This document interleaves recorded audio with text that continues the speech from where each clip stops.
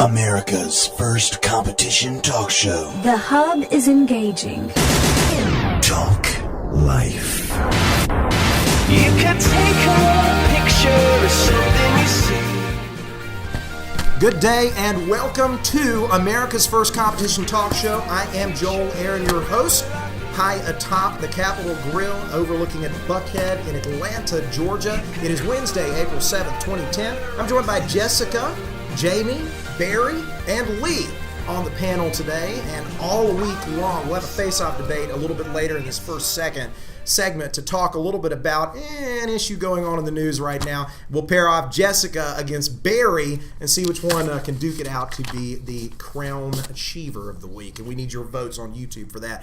Guys, we just want to launch into the first episode of the program, just talk about terrorism being just a huge threat, which is such a big part of our lives, has been since 2001, quite frankly a lot earlier than that. And apparently in Manchester, just recently, there were two women that were detained at the I guess it was detained at the airport for trying to get on a plane, and the danger was that the officials thought that they had implanted bombs in their breasts.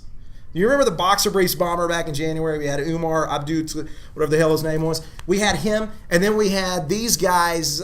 We have now apparently Al-Qaeda has figured out how to juice things up a bit, and we have the busty bombers. And Jamie? Well, I actually think you have two things that are going on here. The first is that there have been some stories which have suggested that one of the next steps in their techniques is to implant explosive devices. And the reason for doing so is to thwart these full-body scanners. You have, additionally, an incident where some women who were Muslim refused to go through such scanning. So the question then becomes, do you have a conflict where you have passengers who are refusing screening coupled with a realistic concern that they may in fact be not simply affixed to your body or in your luggage, but in point of fact beneath your skin on your body? Yeah, well, I mean, it was like we were saying off air before we got started. I mean, basically it is, do you piss off the terrorists or do you save the plane? That's the debate you're really trying to have. And God forbid, now I'm just trying to do my job, save the country, because I'm an aviation official. I'm supposed to check these people.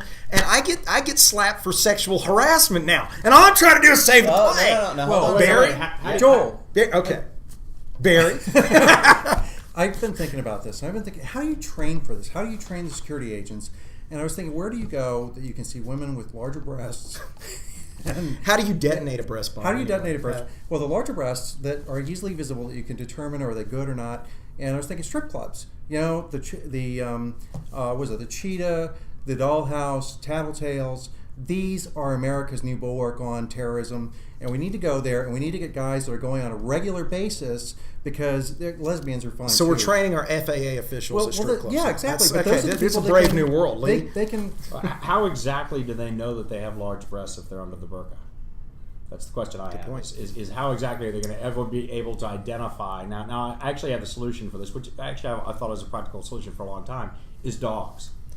What I don't understand is why we focus all of our attention on human detection of explosives.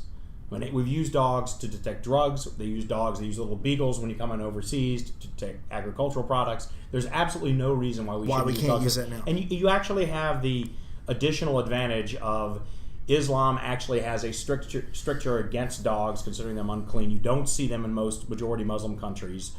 This would be an absolute solution. That would eliminate the problem right there. You don't even have Muslims doing air travel anymore at that point.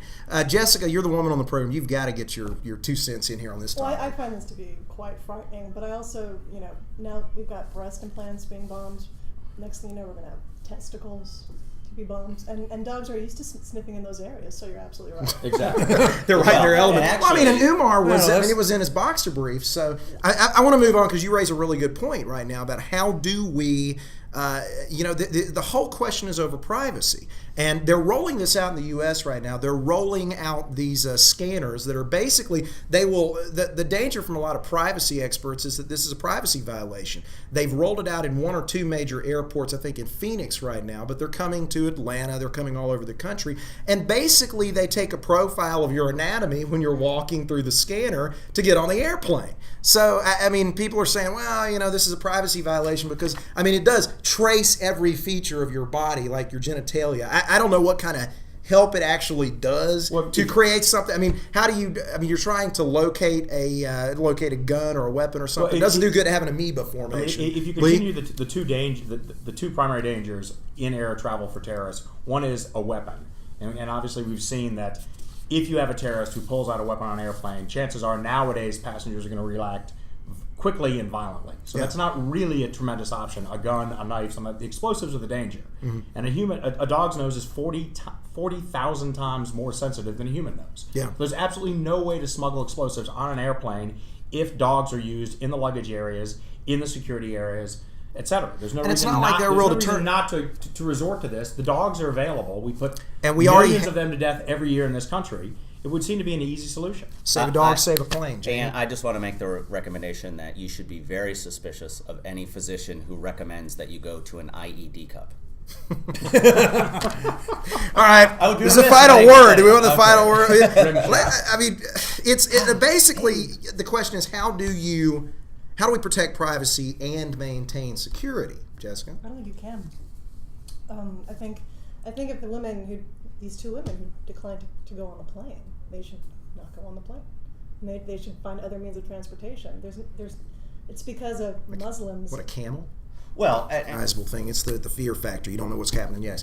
All right. We promised you it is America's first competition talk show, and that means every week we have a face-off debate. Today it is Jessica versus Barry. We take the last swig of alcohol and get ready for the test. The topic of the week is there's a lot of concern right now over immigration and legalization of illegal immigrants that are here in the country right now, because, we need the voters, quite frankly. If you've seen the Democrats' numbers in Rasmussen lately. So here's the point. Should we even be worried about planes as much as our southern border? And here's the question. How do you fix illegal immigration in this country? Is it even really a real threat? 90 seconds on the clock, 45 seconds per person. Barry, you get the first word. Go. I think it is a very real threat. It is the biggest threat to this country, if you think about it, because eventually the Al-Qaeda, the terrorists, they're going to get nuclear weapons, and our borders are unsecure. People can get them in here through the border, and all the illegal alien, all the illegal immigration is just a cover for it. It makes it worse. We should be mining the borders. I have no problem mining the borders. I could see that. But there's another issue with just the illegal aliens, and we should not be doing amnesty. We need interior enforcement. But it is a serious threat. It is the most serious threat to this country that people can come in across the border, and we know that terrorists are coming in. We know people from countries that are restricted are coming in, and they're making more money to bring in the terrorists that way. And it's more of a serious threat than repealing portions of McCain-Feingold, is to the voter blocks right now, because they ain't get the voters in. All right, Jessica, 45 seconds on the clock. Go. It's a major threat. I actually spent time on the border working with the Minutemen, and I could see that there was no patrolling going on. It was an open border, and for thousands of miles, anybody can commit through. If you're able to make that 3-day, 5-day trek, anybody can come through. And so we have women who are going through, breast implant augmentation to explode the planes, where we can just shimmy on up to the borders that way and get in. So yes, it is a threat. This government needs to realize that and close the borders before we even begin talking more about patrolling against the border. Okay, so I guess I heard tougher, but both of us said we got to fix the problem. All right, that's your debate. You can post your vote on YouTube in the comments section under the video. You've got all week to do it, and you, the viewer, will determine whether Jessica stays or goes, whether Barry stays or goes. See you tomorrow on The Hub.